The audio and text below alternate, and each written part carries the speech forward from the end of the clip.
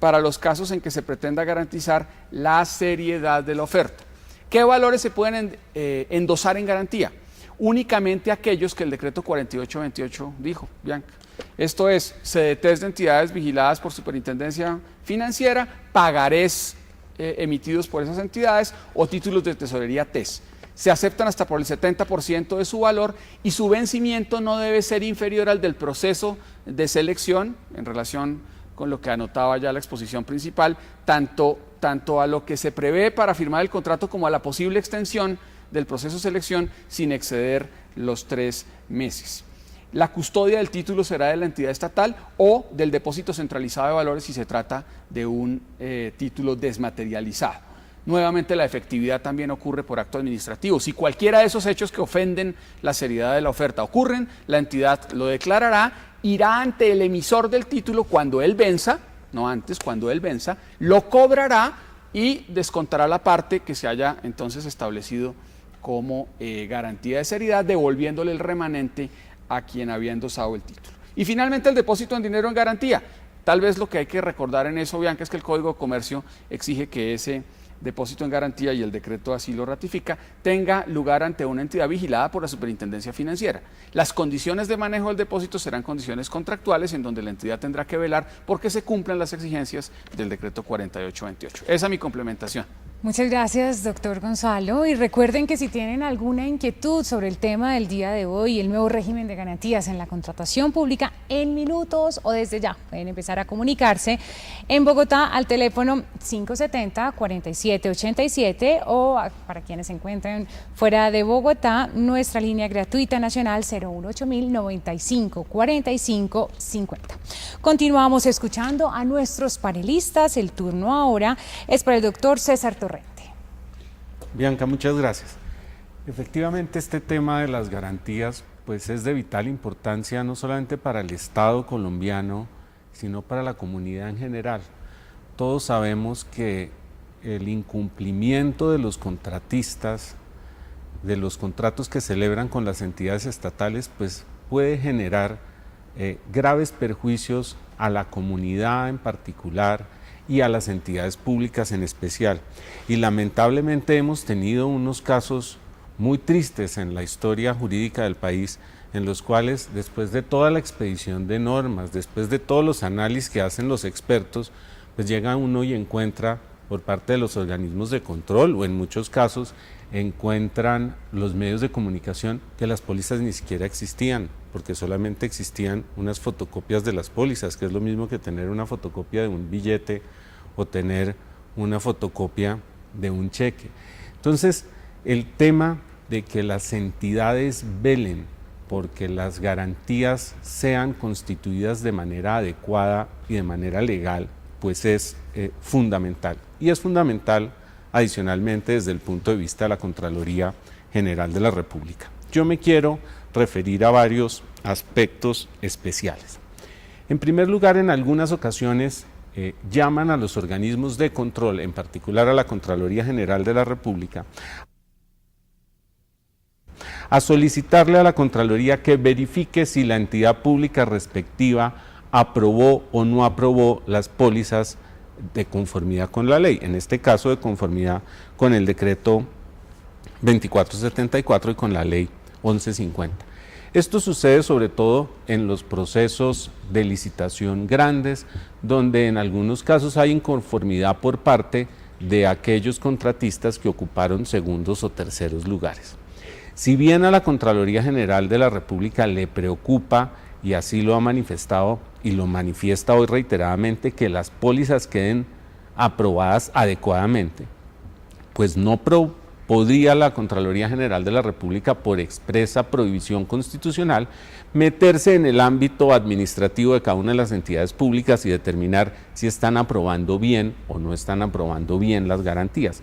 Eso corresponde a los operadores jurídicos, a los abogados, a los expertos de cada una de las entidades públicas respectivas. Obviamente, en el desarrollo del proceso de control fiscal micro posterior, pues la Contraloría sí revisará si esas pólizas fueron o no fueron aprobadas debidamente. Hay otro tema que preocupa altamente a la Contraloría General de la República y sobre el cual estamos tomando cartas en el asunto, y es el alto volumen de pólizas expedidas por un pequeño número de compañías aseguradoras. Con el alto volumen de contratación, en especial con el alto volumen de contratación en el área de infraestructura que se espera en este año como parte de la política anticíclica del gobierno nacional, pues estamos hablando de contratos de unas cuantías gigantescas y preocupa a la Contraloría General de la República, como lo ha manifestado el señor Contralor, que haya una vigilancia estricta por parte de la Superintendencia Financiera para determinar que las compañías de seguros cuenten con los reaseguros adecuados para que efectivamente estas pólizas en el momento de un siniestro grave del país sirvan para algo y no se conviertan simplemente en papeles que no puedan hacerse efectivos en caso de uno de los siniestros que explicó muy adecuadamente el doctor Jorge Pino Riche. Quiero referirme de manera especial también al tema de las sociedades fiduciarias.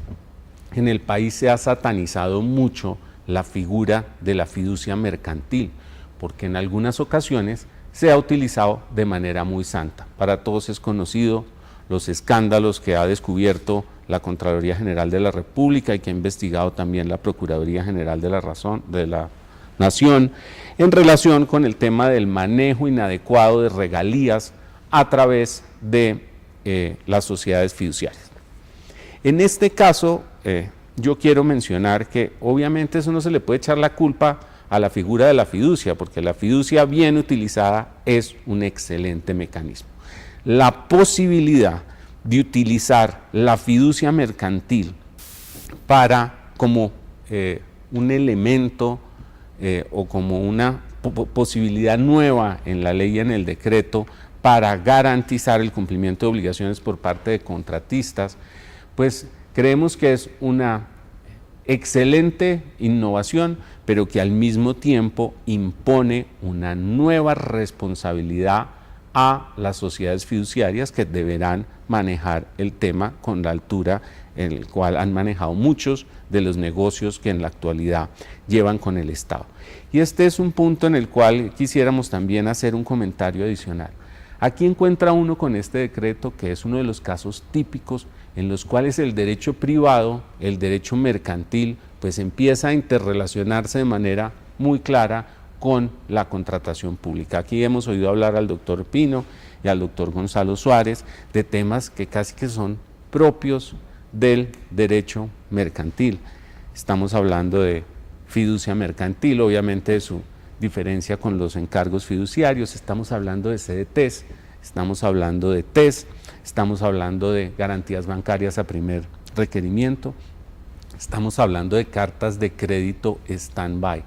Yo creo que es muy importante desde el punto de vista de la capacitación que nuestros funcionarios públicos entiendan y se tomen la molestia y el trabajo de analizar a fondo estas figuras jurídicas y en particular el tema del derecho de los seguros. Alguien podría decir, no, pues el tema de los seguros es uno más de los contratos tipificados en el Código de Comercio del año 71. Eso es cierto, pero es un área del derecho mercantil muy especializado que tiene numerosa doctrina, numerosa jurisprudencia y en muchos casos el Estado colombiano ha perdido muchos pleitos, ha perdido la posibilidad de cobrar sus pólizas por la falta de un adecuado análisis de estas figuras. En esta interrelación clara de estas nuevas figuras, estas posibilidades que se le abren a la administración pública, que repito, son muy buenas, simplemente queremos resaltar en la importancia de que por parte de las entidades públicas respectivas, pues se haga un análisis jurídico a fondo de los instrumentos cada vez que vayan a ser utilizados, que conozcan los funcionarios, las oficinas jurídicas de los departamentos, qué es un CDT, qué es un TES, exactamente cómo se manejan para que efectivamente el Estado quede bien garantizado. Y ya para terminar, pues quiero decir que desde el punto de vista de control fiscal, el tema de garantías es fundamental y es fundamental porque el tema de responsabilidad fiscal como lo hemos mencionado aquí, la responsabilidad fiscal tiene un carácter eminente.